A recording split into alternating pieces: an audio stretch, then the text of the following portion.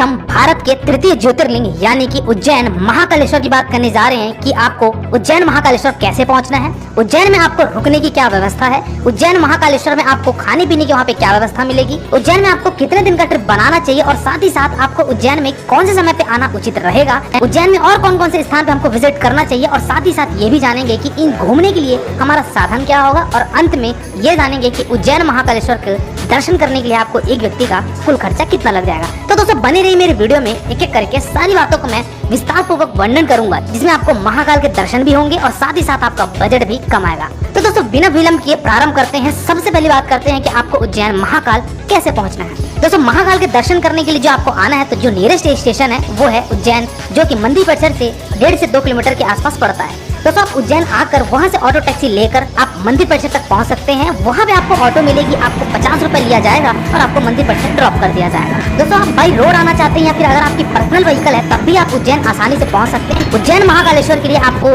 बड़े बड़े शहरों से, चाहे वो मध्य प्रदेश परिवहन की बस हो चाहे वो प्राइवेट बस से हो, हर बड़ी सिटी से आपको उज्जैन महाकाल के लिए डायरेक्ट बस मिलेगी, या फिर अगर आप चाहें तो इंदौर के एयरपोर्ट आकर भी आप उज्जैन महाकालेश्वर के दर्शन कर सकते हैं। चलिए दोस्तों हम उज्जैन पहुंच चुके हैं मंदिर परिसर के पास और हमको अब ये जानना है कि उज्जैन में हम कहाँ पे स्टे करें और हमको यहाँ पे किस रेंज पे हमको होटल मिलेगा। दोस्तों यहाँ पे आपको रुकने के लिए 2 ऑप्शन। पहला ऑप्शन तो है वहाँ के मंदिर ट्रस्ट का गेस्ट हाउस। दोस्तों आपको मंदिर के जस्ट थोड़े से पीछे जहाँ पे भारत माता का मंदिर बना हुआ है उन्हीं के पास आपको वहाँ पे गेस्ट हाउस देखने को मिलेंगे, जिनका चार्ज 500 से स्टार्ट होकर आपको 1000-1500 के होटल देखने को मिल जाएंगे। तो या तो आप चाहें तो यहाँ उज्जैन के इस गेस्ट हाउस में रुक सकते हैं। दूसरा विकल्प है दोस्तों वहाँ पे आपके पास प्राइवेट होटल, या फिर चाहें तो आप धर्मशाला में भी रुक सकते हैं अगर आपका बजट कम है तो। दोस्तों धर्मशाला की अगर मैं कॉस्ट की बात करूँ तो आपको उज्जैन मंदिर परिसर के सामने और वहाँ की जो मार्केट है वहीं पे आपको बहुत सारे धर्मशाला देखने को मिल जाएंगे, जिनका कॉस्ट आपका लगभग 300 से 400 रुपए आपको आराम से 24 घंटे के लिए रूम मिल जाएगा। वही अगर मैं बात करूँ आप होटल में रुकना चाहते हैं तो होटल का कॉस्ट जो है वो आपका 500, 600, 700 इस तरीके से आपका फेयर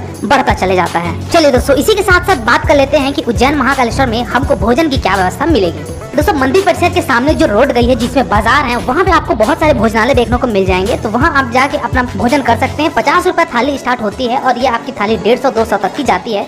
चलिए दोस्तों अब बढ़ते हैं अपने महाकाल के दर्शन करने के लिए। दोस्तों दर्शन करने के लिए सबसे पहले तो आपको लेना पड़ेगा एक दर्शन पास, जो कि 250 रुपए का एक व्यक्ति का चार्ज होता है। आप ये पास कटवा के ही मंदिर परिसर में प्रवेश कर पाएंगे, या फिर हो सकता है आपको आने वाले समय पे नॉर्मल लाइन यानी कि बिना शुल्क के भी आपको दर्शन करने दे दिया जाए। लेकिन वर्तमान समय की जो स्थिति है वो 250 रुपए के आपको वहाँ पे पर्ची कटाना पड़ेगा। वहीं पे आपको एक काउंटर बना हुआ है मंदिर के सामने, वहाँ से आप पर्ची ले लीजिए और आप महाकाल के दर्शन के लिए लाइन में लगे। तो दोस्तों आप लाइन पे लग चुके हैं। हर हर महादेव ओम नमः शिवाय का जाप करते हुए आप लाइन में लगिए और दर्शन करने के लिए थोड़ा सा प्रतीक्षा आपको करना पड़ेगा।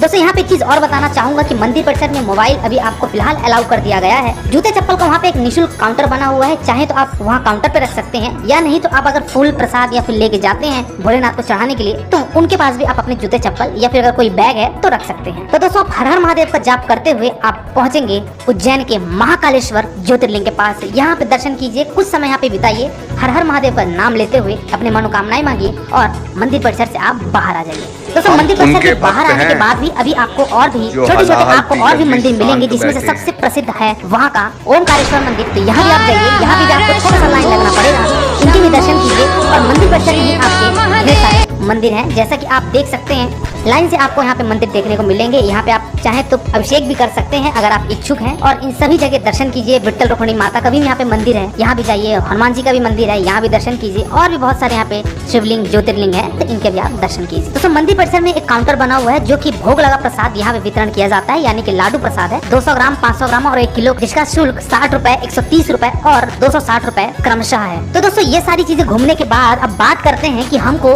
उज्जैन महाकालेश्वर में और कौन कौन से स्थान पे विजिट करना है और हमको इन सारी जगह को घूमने के लिए हमारा साधन क्या होगा। ये और प्रस्थान कीजिए आप अगले स्थान की तरफ, जो कि है आपका संदीपनी आश्रम। दोस्तों ये आश्रम एक प्रकार से विद्यालय है, जहाँ से श्री कृष्ण जी ने और बलराम जी ने और उनके मित्र सुदामा जी ने यहाँ से शिक्षा ग्रहण करी थी, शिक्षा प्राप्त करी थी। यहाँ पे 64 उपन्यास लिखे हुए हैं श्री कृष्ण जी के द्वारा, और यहाँ पे इनकी आपको मंदिर मिलेगी। आपको यहाँ संदीपनी आश्रम, यहाँ पे एक कुंड भी है, तो इस कुंड में भी आप दर्शन कीजिए, यहाँ पे थोड़ा घूमिए और समय व्यतीत कीजिए। जय श्री कृष्णा कहते हुए, हर हर महादेव कहते हुए आप प्रस्थान कीजिए अगले स्थान की तरफ, जो कि है आपका मंगलनाथ मंदिर।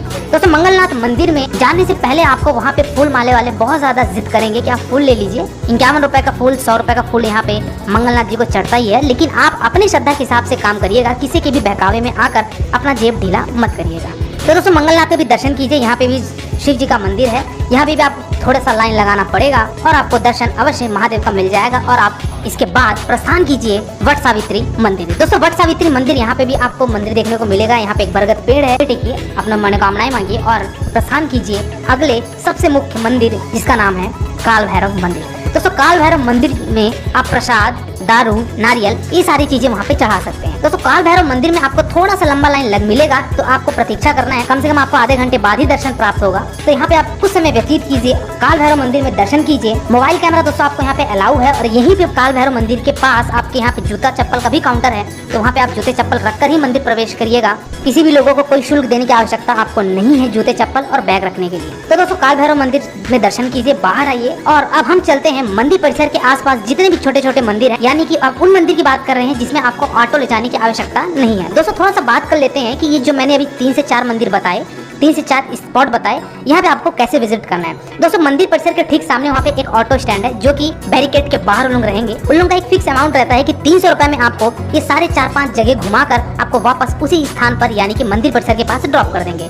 तो दोस्तों आप 300 रुपए पे जा सकते हैं। अगर बार्गेनिंग करते हैं तो 250 में भी उन लोग चले जाते हैं। तो आप इस हिसाब से अपना ऑटो करके ये सारी जगह घूमेंगे। मुश्किल से आपको 2 से 2.5 घंटे लगेंगे और आप ये सारी जगह को घूम लेंगे। चलिए दोस्तों बात करते हैं कि मंदिर परिसर के आसपास यानी कि जो आपको खुद से दर्शन करने हैं, पैदल डिस्टेंस पे करने हैं, वो कौन कौन से मंदिर है। दोस्तों सबसे पहले उज्जैन महाकाल मंदिर जो है, तो रोड के ठीक सामने आपको एक मिलेगा बड़ा गणेश मंदिर। दोस्तों यहाँ पे गणेश जी की बहुत बड़ी प्रतिमा है, यहाँ पे आप दर्शन कीजिए। मंदिर परिसर के ठीक सामने है, तो यहाँ पे भी आप श्री गणेश जी के दर्शन कीजिए। और इसी मंदिर से 200 मीटर की दूरी पे एक बना हुआ है हर सिद्धि माता मंदिर। दोस्तों यहाँ पे भी माता जी के दर्शन कीजिए, जो कि 51 शक्तिपीठों में से एक शक्तिपीठ भी कहा जाता है, तो इनके भी दर्शन कीजिए। और अभी 2018 में भारत माता मंदिर का भी स्थापना किया गया है, जो कि बहुत ही शानदार यहाँ की वास्तुकला है, मंदिर की बनावट बहुत ही शानदार है। तो यहाँ पे भी आप कुछ समय व्यतीत कीजिए।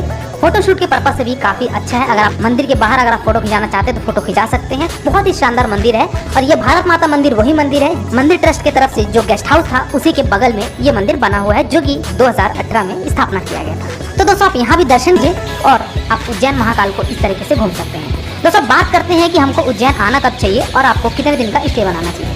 दोस्तों उज्जैन हालांकि अगर आप एकदम अर्ली मॉर्निंग पहुंचते हैं तो आपके लिए 1 दिन पर्याप्त है। अदरवाइज अगर आप 1 दिन रुकना चाहते हैं और यानी कि 2 दिन का ट्रिप बनाना चाहते हैं तो 2 दिन का ट्रिप बनाकर भी आप भोलेनाथ की भी 2 बार दर्शन कर सकते हैं। लेकिन अगर आपके पास समय का अभाव है और आप 1 डे ट्रिप बनाना चाहते हैं तो महाकाल के 1 दिन में भी दर्शन हो जाएंगे और साथ ही साथ आपके जो भी मुख्य दर्शनीय स्थल हैं वो भी आपके हो जाएंगे। चलिए दोस्तों लास्ट बात करते हैं कि हमको उज्जैन घूमने के लिए एक व्यक्ति का कुल खर्चा कितना आ जाएगा। दोस्तों अगर आप 1 दिन का ट्रिप बनाते हैं तो उज्जैन महाकालेश्वर में आपको ज्यादा खर्चे नहीं होंगे। 1000 रुपए के अंदर अंदर आप उज्जैन महाकाल के दर्शन भी कर लेंगे और साथ ही साथ सारे दर्शनीय स्थल भी घूम लेंगे। क्योंकि यहाँ पे अगर आप स्टे नहीं बनाते हैं तो आपके होटल का खर्चा बच जाता है और आप महाकाल के दर्शन अवश्य कर लेंगे। तो दोस्तों ये था उज्जैन महाकालेश्वर का एक संपूर्ण वर्णन।